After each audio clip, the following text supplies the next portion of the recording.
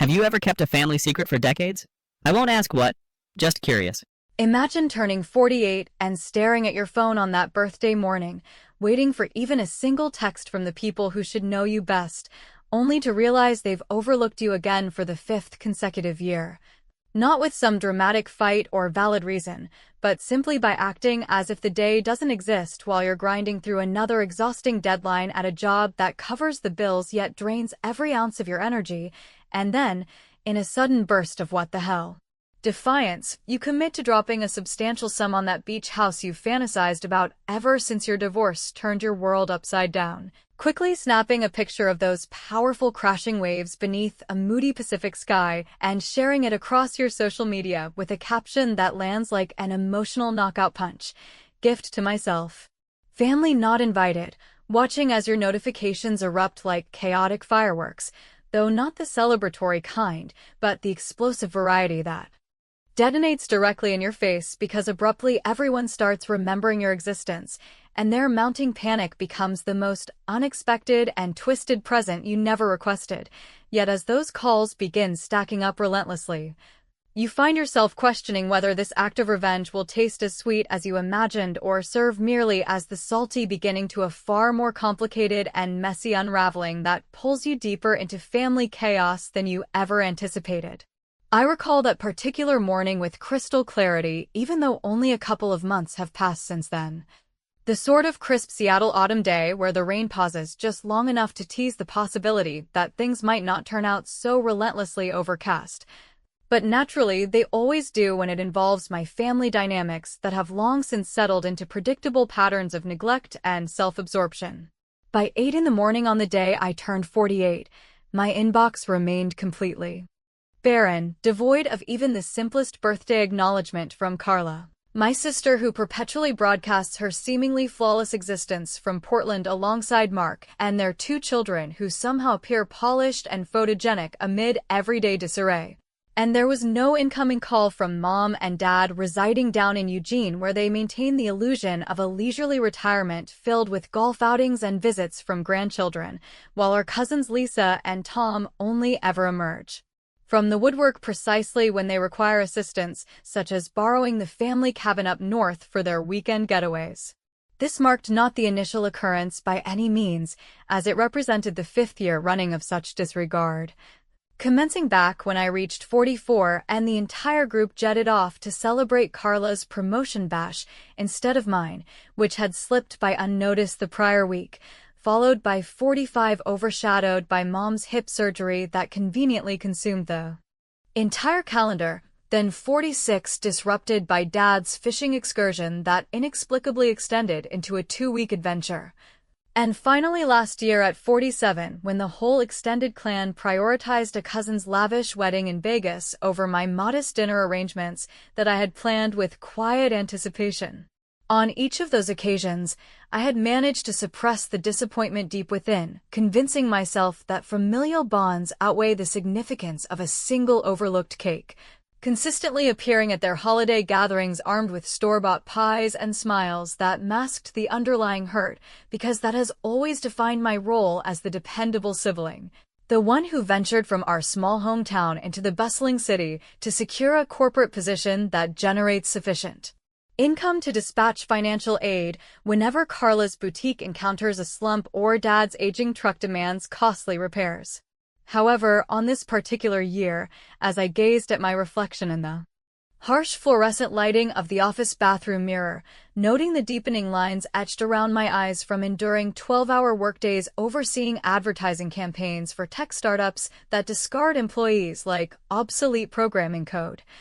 I experienced a profound internal shift, not a thunderous or theatrical break, but rather a subtle yet definitive click resembling a door securing itself firmly from the interior against any further intrusions. Skipping my usual lunch break, I discreetly browsed real estate listings on my phone even as I participated in a tedious conference call filled with jargon about market trends and ROI metrics, and by 5 in the afternoon, I had submitted a competitive offer on a charming beach house located in Cannon Beach, Oregon. Nothing extravagant in design, but featuring 3 cozy bedrooms complemented by an expansive wraparound deck, that offers unobstructed views of the iconic Haystack Rock rising dramatically from the shoreline, precisely the type of retreat I had pinned to my personal vision board in the aftermath of my divorce from Rick 5 years earlier, when his midlife crisis manifested as an abrupt affair with a much younger assistant rather than honoring our long-anticipated anniversary getaway to the coast. The real estate agent contacted me promptly at 7 that evening to confirm the offer's acceptance, with closing scheduled just 2 weeks away, and I burst into laughter within the confines of my solitary apartment,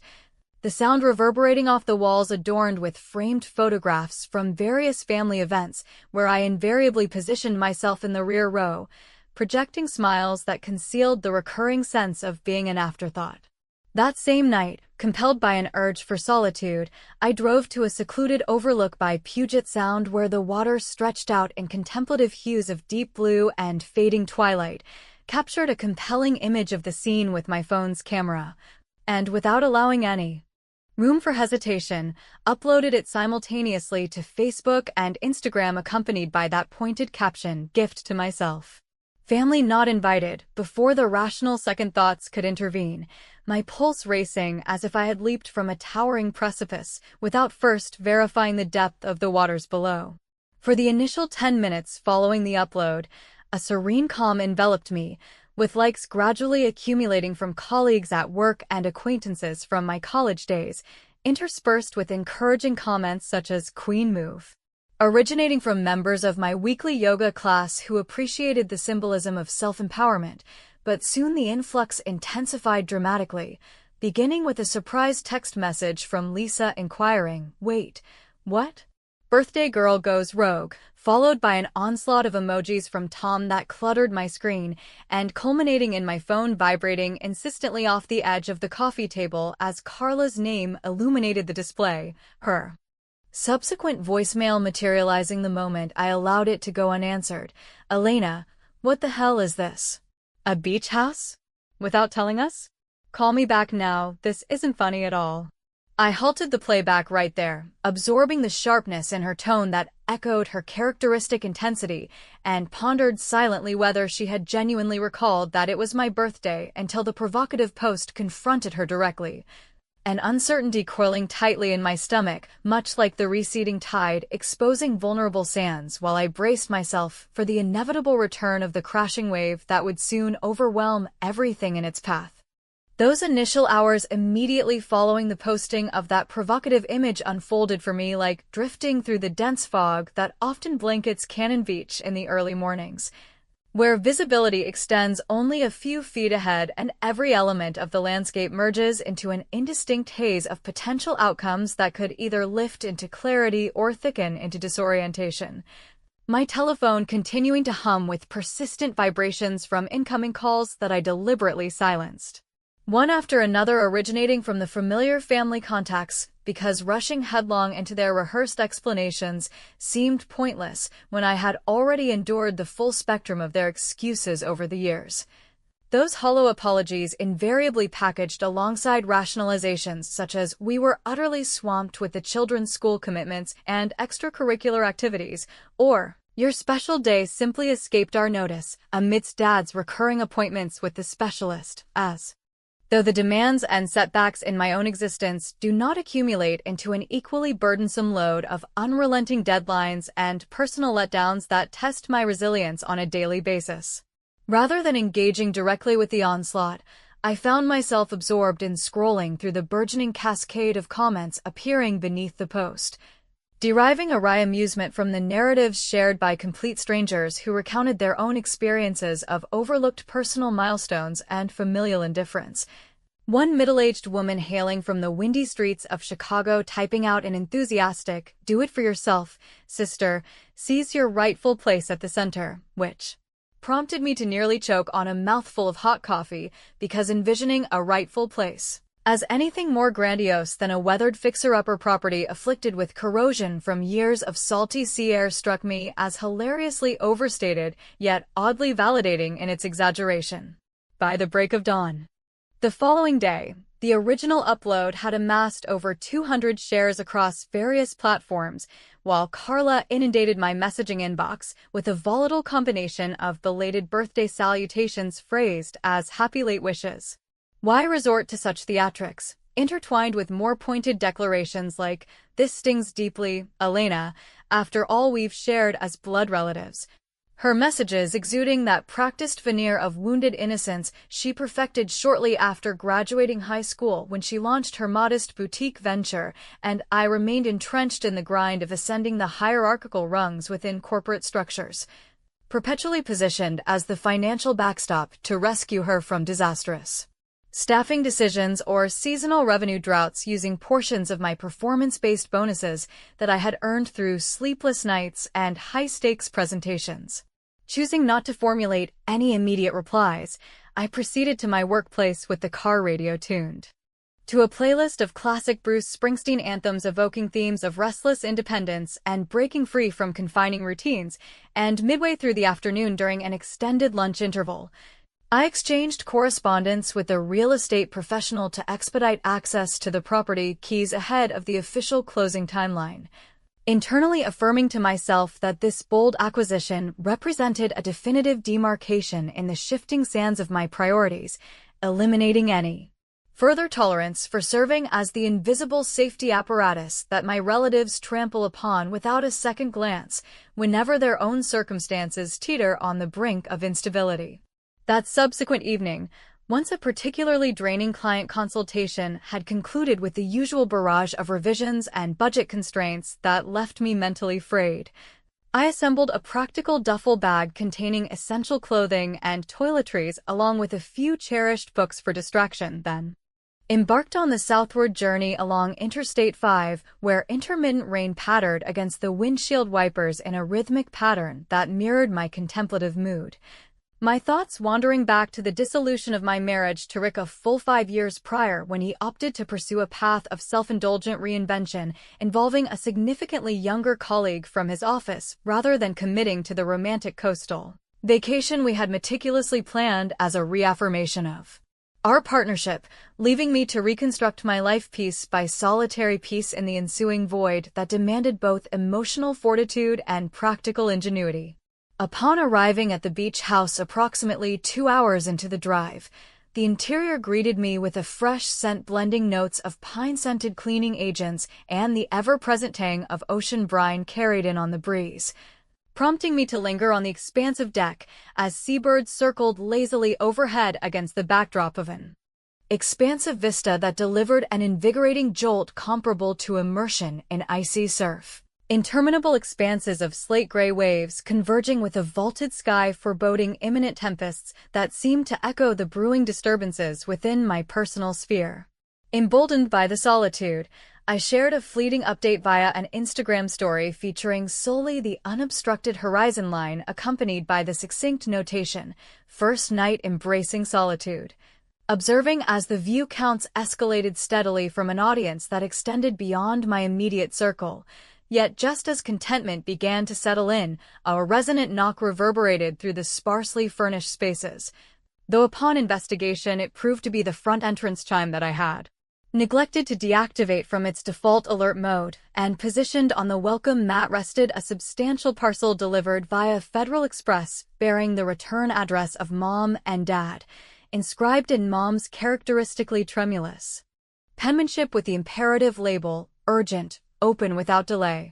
causing my fingers to hover uncertainly over the adhesive ceiling as myriad speculations swirled regarding whether this delivery constituted their belated gesture of confectionery and affection or harbored a more pointed undercurrent akin to the lingering allusions to unsettled financial obligations they had murmured during the previous holiday season, the type of concealed burden that threatened to drag me inexorably back into the swirling currents from which I had only just begun to extricate myself. Unpacking the contents of that unexpected delivery from Mom and Dad evoked the sensation of methodically stripping away the multiple layers of a stubborn onion, whose pungent core inevitably brings a rush of unwelcome tears, blurring the line between sentiment and irritation, revealing within the sturdy cardboard confines a meticulously crafted greeting card bearing the inscription, "Belated birthday wishes," with all our love executed in Mom's distinctive looping script that has grown increasingly unsteady with age. Nestled alongside a compilation of faded family photographs chronicling moments from our shared past, such as the image of me as a wide-eyed child propelling Carla on a backyard swing set during one of those endless summer afternoons in our Oregon hometown, and another snapshot capturing the entire group assembled around the Thanksgiving table with expressions that ranged from genuine warmth to the strained politeness that often characterized our gatherings, accompanied furthermore by a modest check amounting to $500, which carried an air of sincerity if one overlooked the probability that it derived from Dad's limited pension allocations stretched thin across their monthly expenses.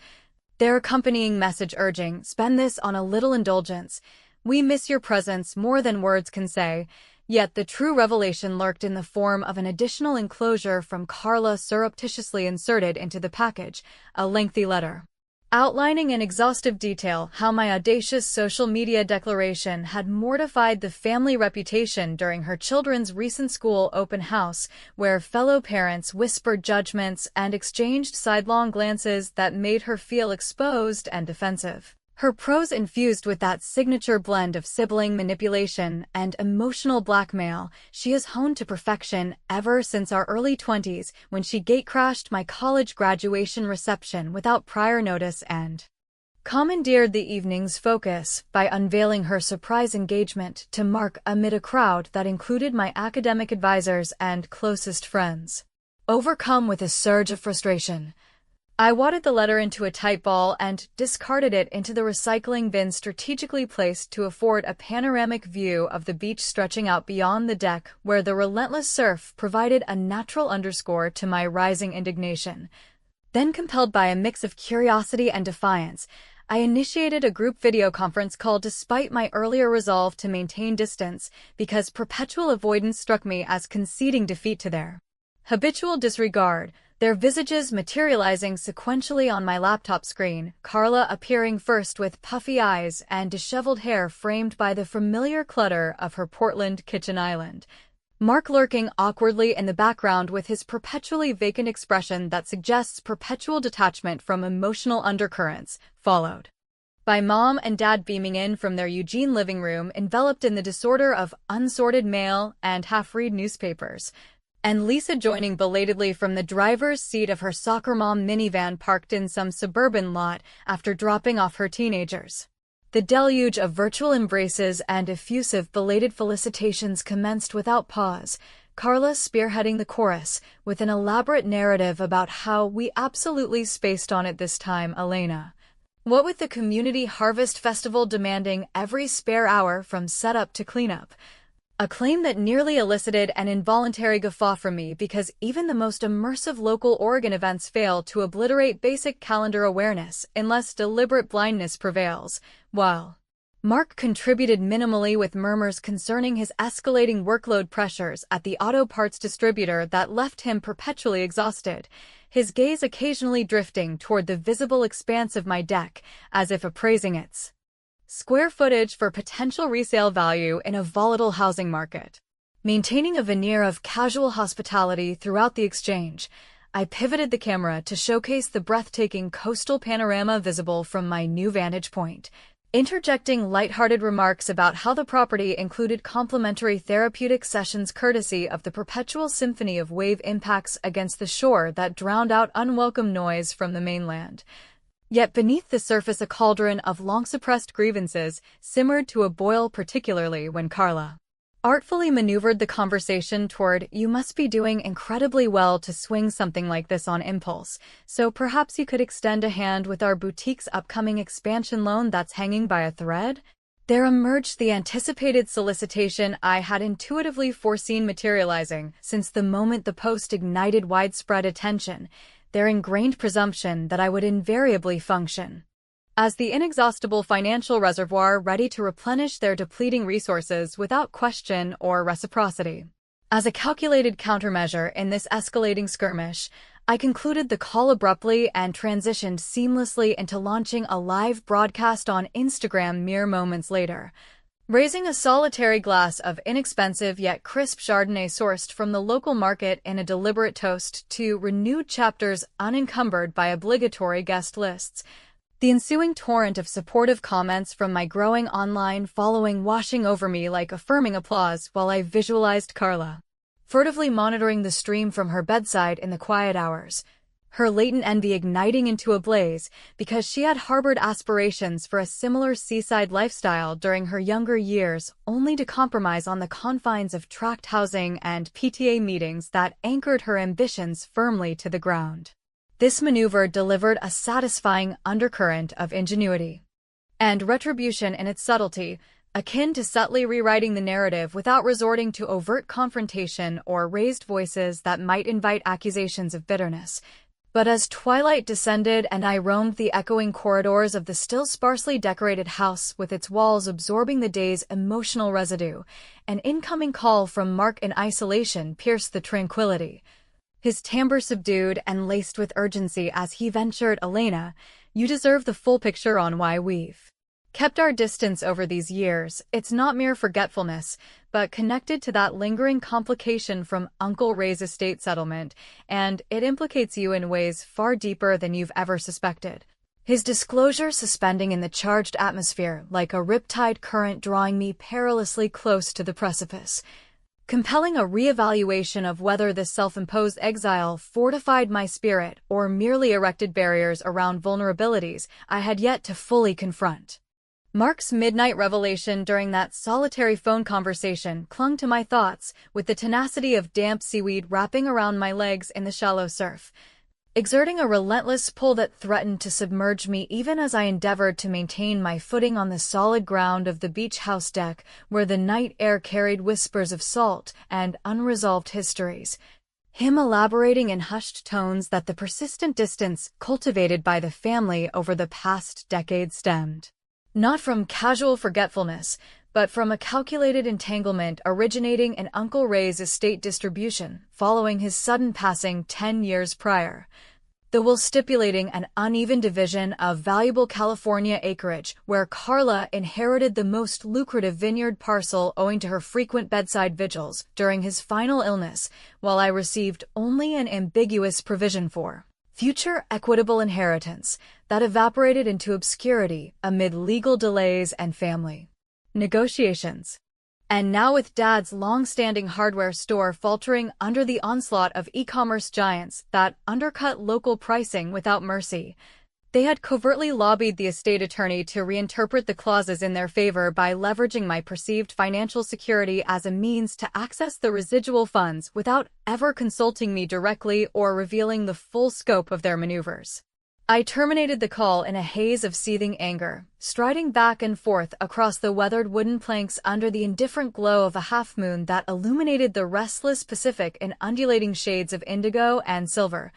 grasping in that moment how this intricate web accounted for the scattered illusions scattered throughout the years, such as the casual asides during holiday dinners about Ray's wishes for unity above all, or the way Lisa consistently deflected any probing questions regarding the settlement details during our infrequent catch-up lunches, and it struck me with painful clarity that they had methodically cast me in the role of the detached outsider within my own lineage, all while I dutifully forwarded greeting cards on anniversaries and covered unexpected expenses, like Carla's emergency veterinary costs for her aging golden retriever that she described in tearful voicemails as family too. The following morning, after a night fractured by intermittent sleep, disturbed by the rhythmic pounding of waves that now seemed to mock my naivety, I ventured into the nearby coastal village for provisions at the quaint market stocked with fresh produce trucked in from inland farms and artisanal cheeses from small batch dairies that evoke the unpretentious charm of Pacific Northwest escapes. And while savoring a steaming mug of locally roasted coffee at the corner diner where weathered fishermen swapped tales of bountiful hauls over plates of hearty clam chowder, I devised my subsequent strategy with deliberate precision, forwarding a group text containing A digital facsimile of the pertinent will excerpt that I had unearthed through an overnight search of public probate records, appending the incisive caption, "Evidently my recollections outpace yours on this matter. Care to elaborate collectively?" This electronic salvo functioned as a shrewd instrument of accountability, compelling them to writhe under the exposure without necessitating my escalation to vocal confrontations that could be misconstrued as vindictive overreactions.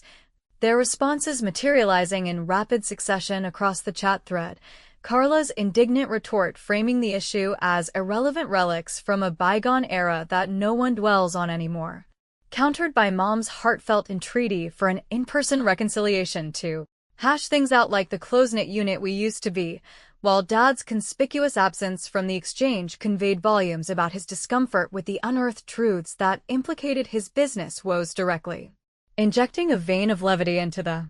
fray to mask the underlying sting, I followed up with an image of my midday meal, a generously portioned lobster roll slathered in drawn butter from the diner's specials board, accompanied by the playful notation, "This inheritance variation pairs best with seafood," which elicited chuckles from my expanding cadre of online supporters who viewed the saga as a relatable triumph of self-assertion while undoubtedly leaving the family group simmering in a pot of discomfort and deflection. Yet the fleeting triumph eroded swiftly when a private message arrived from Sarah, my high school confidant who had woven herself into the extended family fabric through marriage to one of Tom's brothers, her words carrying a tone of gentle admonishment. "Mark filled me in, Elena, and while I get the frustration, they're truly up against the wall financially. Don't position yourself as the antagonist in this narrative. Return to the fold and resolve it maturely like the strong woman we all know you are." Her intervention deepened my sense of seclusion, resonating with the internal chorus of doubts that questioned whether my unyielding stance veered into territory that alienated not just relatives, but the broader network of connections built over decades, fostering a profound dilemma wherein I grappled with the notion that this pursuit of retribution might equate to exchanging one form of emotional neglect for a self-inflicted isolation that echoed the very solitude I had sought to escape through. The beach house purchase. As the afternoon waned into a golden hour where sunlight danced across the water in fleeting sparkles, I prepared a simple dinner of grilled salmon fillets seasoned with herbs from the market's garden section on the outdoor barbecue, whose smoke rose in lazy spirals resembling the coiling uncertainties that permeated my reflections. When suddenly my device illuminated with an incoming voicemail from Mom, whose voice trembled with a mix of resolve and apprehension. "We're loading up the car right this instant. Dear, expect us by sunrise to address everything face-to-face. No additional delays or digital barriers between us." The faint hum of engine preparation audible in the recording underscored the immediacy of their decision, transforming my intended haven into the impending arena for an unavoidable confrontation. As I stood transfixed gazing at the encroaching dusk over the sea, my pulse quickening in anticipation of the revelations and reckonings that would inevitably surge forth like an unstoppable tidal bore. The grating noise of tires grinding against the gravel driveway at the first hints of daylight wrenched me from a night of fitful slumber punctuated by dreams that replayed fragments of childhood beach outings twisted into nightmares of sinking sands, transforming the beach house from a sanctuary of self-discovery into a pressure cooker primed for eruption as Mom and Dad's weathered SUV came to a halt mere feet from the front steps, followed closely by Carla and Mark disembarking from their crossover vehicle with the practiced efficiency of a family road trip gone awry. Lisa trailing in her fuel-efficient hybrid laden with what appeared to be a makeshift picnic hamper and the telltale rectangular outline of a sheet cake bulging from a bakery box that suggested an attempt at retroactive festivity. Their collective expressions blending tentative optimism with the guarded wariness of individuals approaching a minefield under the guise of reconciliation as they caught sight of me, stationed on the deck clutching a mug of strong black coffee, whose bitterness matched the churning in my stomach, while the Pacific Ocean roiled in corresponding shades of slate and foam beneath an overcast sky that amplified the impending sense of confrontation. Without pausing to seek formal permission or gauge my receptivity, They streamed into the open-plan living area carrying coolers stocked with what I presumed were homemade casseroles and bottles of non-alcoholic sparkling cider in a bid to recreate the veneer of a harmonious gathering. Enveloping the space with a cacophony of greetings that ranged from Mom's tearful embraces I subtly evaded by stepping aside to pour additional cups from the percolator to Carla's insistent presentation of the cake adorned with 48 flickering candles that she lit prematurely on the coffee table, declaring, "Let's make up for lost time right now, Elena, before the wind snuffs these out like our forgotten plans," while Mark lingered near the periphery, casting furtive glances at the ocean view as if calculating its therapeutic value against the familial turmoil unfolding indoors. And Lisa distributed paper plates with an efficiency born of years coordinating school fundraisers that masked her role as the designated mediator in this impromptu assembly, guiding them toward the sunlit living room where floor-to-ceiling windows framed the relentless advance of the tide like a living metaphor for inexorable truths. I spread out the assembled documentation from my all-night research, including annotated copies of Uncle Ray's will interspersed with recent bank statements detailing the family's mounting liabilities that painted a stark picture of calculated encroachments, methodically illuminating how they had orchestrated subtle campaigns to siphon from the estate's remnants by portraying me as the affluent outlier capable of absorbing the load without complaint. Dad's hardware emporium hemorrhaging revenue since the Great Recessions. Aftershocks rippled through small-town economies, forcing reliance on credit lines that ballooned unchecked, Carla's boutique teetering on the precipice of closure amid shifting retail landscapes, dominated by faceless online behemoths,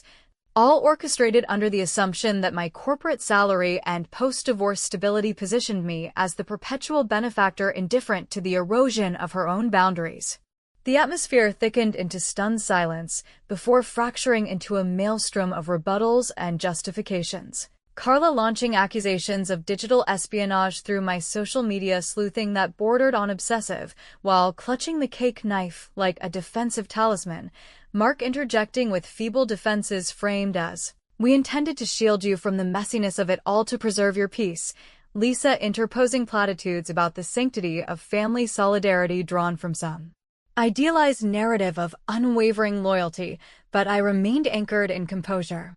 delivering my observations with a dry undercurrent of irony that underscored the absurdity, shielding me from awareness that I'm not your personal bailout fund. How thoughtful, especially since birthdays only register when balance sheets demand attention. This culminating act of retribution manifested through its understated precision, extending them mugs of fresh brew but withholding any slice of confectionery until the layers of deception peeled back fully.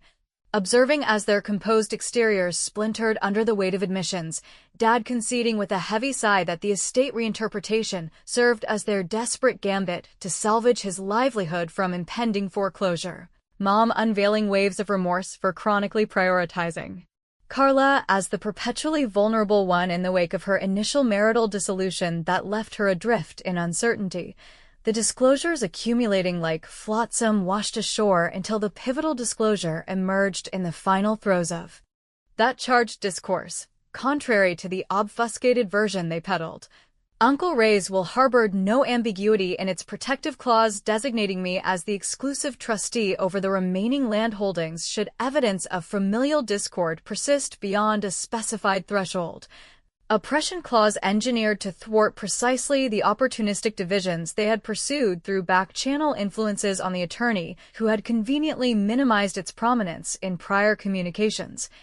thereby vesting me with unilateral authority over the assets throughout the years of their silent machinations without my knowledge, rendering their pattern of oversights not merely neglectful, but strategically self-sabotaging in a twist that boomeranged the power dynamics irrevocably. Pleas for a fresh start cascaded forth, with Carla venturing a tentative quip about equity shares in the beach house to even the score,